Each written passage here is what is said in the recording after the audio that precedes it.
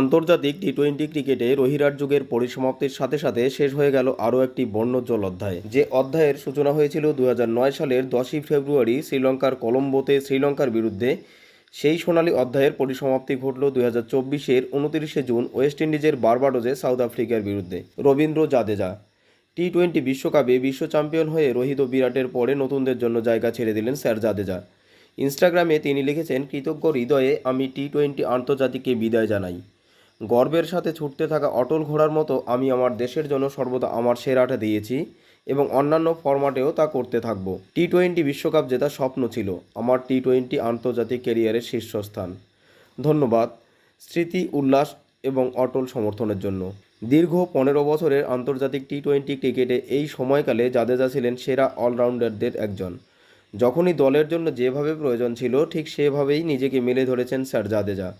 Batting bowling এর পাশাপাশি তিনি ছিলেন একজন অসাধারণ দক্ষ ফিল্ডার। অসাধারণ ফিল্ডিংয়ের জন্য তিনি ভক্তদের কাছে বেশ জনপ্রিয় ছিলেন। জাদেজাকে একসময় রকস্টার আখ্যা দিয়েছিলেন কিংবদন্তি শেন ওয়ার্ন। অবসর নেওয়ায় আন্তর্জাতিক টি-20তে আর দেখা যাবে না তার রাজপুতের স্টাইলে ব্যাট ঘোরানোর চিত্র। এক নজরে দেখে নেওয়া যাক স্যার জাদেজার আন্তর্জাতিক টি-20 ক্রিকেটে পরিসংখ্যানগুলো। স্যার রবীন্দ্র জাদেজা দেশের জার্সি গায়ে প্রতিনিধিত্ব করেছেন 74টি ম্যাচে, যার মধ্যে 41টি ইনিংসে 127.16 স্ট্রাইক রেটে সংগ্রহ করেছেন 515 রান।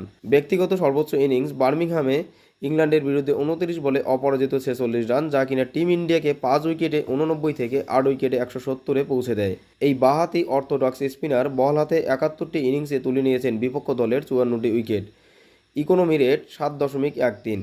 সেরা বোলিং পারফরম্যান্স স্কটল্যান্ডের বিরুদ্ধে 15 রানে 3 উইকেট। এছাড়াও এশিয়া কাপে 2016 সালে চিরপ্রতিদ্বন্দ্বী পাকিস্তানের বিরুদ্ধে 3 ওভার বল করে 11 রানের বিনিময়ে 2টি উইকেট নেন। ফিল্ডার হিসেবে তালুবন্দি করেছেন 28টি ক্যাচ, কট অ্যান্ড বোল্ড করেছেন 7টি, 4 মেরেছেন 39টি এবং 6 মেরেছেন 14টি।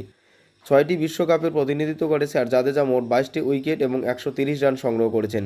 অবশেষে আন্তর্জাতিক টি-20 ক্রিকেটকে বিদায় জানালেন একেবারে বিশ্ব চ্যাম্পিয়ন হয়ে সাউথ আফ্রিকাকে হারিয়ে। অবশ্য আইপিএল ও ক্রিকেটের অন্যান্য ফরম্যাটগুলি তিনি চালিয়ে যাবেন।